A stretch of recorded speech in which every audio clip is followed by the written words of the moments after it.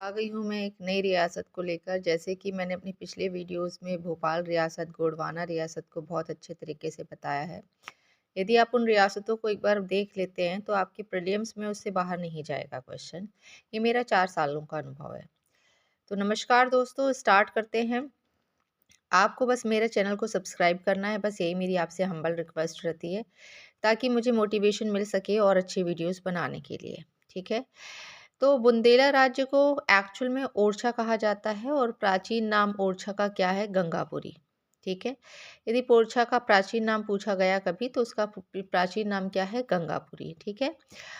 1501 से लेके 1531 तक रुद्र प्रताप सिंह ने 1531 में ओरछा का शिलान्यास कर नगर की स्थापना की थी। रुद्र प्रताप को ओरछा राजवंश का आदि पुरुष भी माना जाता है। उनके समकालीन कौन-कौन थे? तो सिकंदर लोधी था, इब्राहिम लोधी था और बाबर था। अब रुद्र प्रताप सिंह ने राजधानी किसको बनाया था? तो गढ़ कुठार। ये सवाल आ चुका है। तो बुंदेला राज्य की प्रारंभिक राजधानी क्या थी? तो गढ़ कुठार थी। ठीक है? रुद्र प्रताप सिंह के कुल 12 पुत्र थे, तो जिनके नाम ये दे दिए गए हैं। इन सभी को अच्छे से नहीं करना है, सिर्फ आप नाम जान लीजिए कि भारती चंद्र है, मधुकर शाह है, उदयजीत है, कीरत शाह है, भूपत शाह है, आमन दास, चंदन दास, दुर्गा दास, घनश्याम, पागदास, भैरव दास और खांडी राय। ठीक है? तो रुद्र प्रताप सिंह की मृत्यु के बाद राजा कौन बनते हैं? तो भारती चंद्र बनते हैं। ठीक है? जो 1531 से 1555 तक क्या करते हैं? राज करते हैं। फिर भारती चंद्र को रुद्र प्रताप ने ओरछा में नियुक्त किया था पहले, राजा बनने से पहले। उसके बाद भारती चंद्र की मृत्यु हो जाती है। अब राजा बनता है कौन? मधुकर शाह, जो भारती चंद्र के ही भाई होते हैं।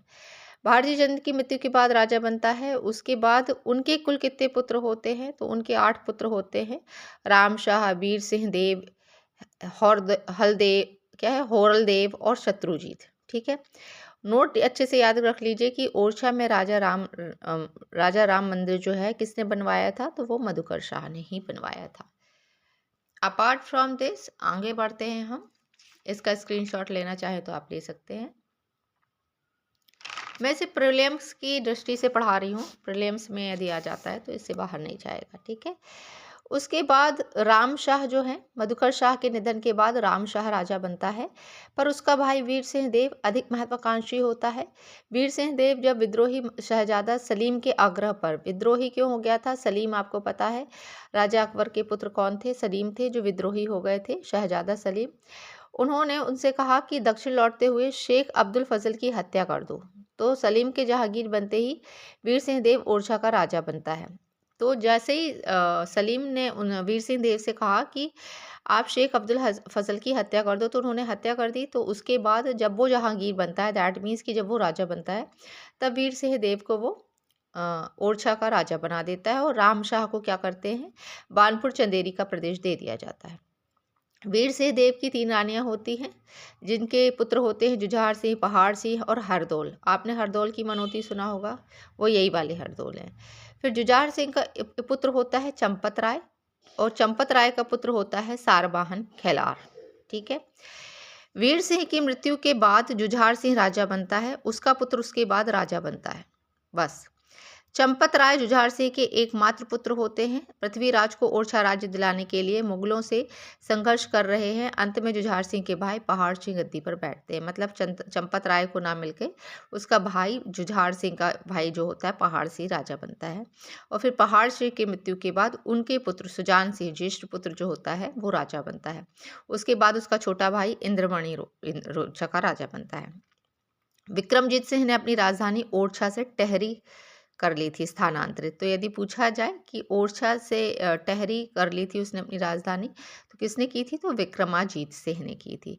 विक्रमाजीत सिंह का पुत्र होता है धर्मपाल, जिसकी शादी होती है लड़ई सरकार से। तो अगले वीडियो में मैं लड़ई सरकार के बारे में आपको बताऊंगी। लड़ई सरकार कौन होती है? धर्मपाल सिंह की पत्नी होती है।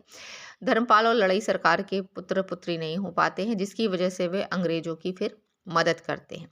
और फिर अंग्रेजों की जब वो मदद करते हैं, उसके बाद का स्टोरी मैं आपको सेकंड पार्ट में बताऊंगी। अभी आप इतना पढ़िए कि मर्दन सिंह जो 1842 में राजगद्दी पर बैठते हैं, मर्दन सिंह ने मराठाओं से मुकाबला करते हुए अंग्रेजी सरकार से सहयोग लेने की योजना बनाई और 1842 में बुंदेला विद्रोह के नेता बरहुत के वंशज मधुकर शाह बुंदेला को पकड़वाकर अंग्रेजी सरकार की मदद की थी। तो यदि सवाल आता है कि 1842 में बुंदेला विद्रोह के नेता भरहुत के वंशज मधुकर शाह बुंदेला को किसकी मदद से अंग्रेजों ने पकड़ा था, तो मर्दन सिंह की मदद से उन लोगों ने पकड़ा था उसको। ठीक है, क्योंकि आप देख रहे हो कि 1842 के विद्रोह से लगातार सवाल पूछे जा रहे हैं। ये मेरा अगला वीडियो है जो मैं ऑलमोस्ट डाल चुकी हूँ अपने चैनल पर।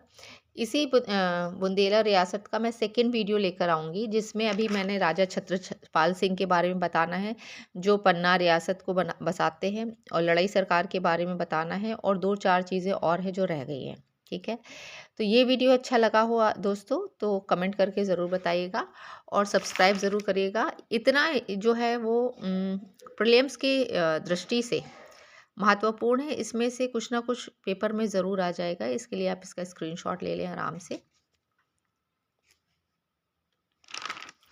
और आपसे मेरी हम्बल रिक्वेस्ट है कि चैनल को सब्सक्राइब ज़रूर करें।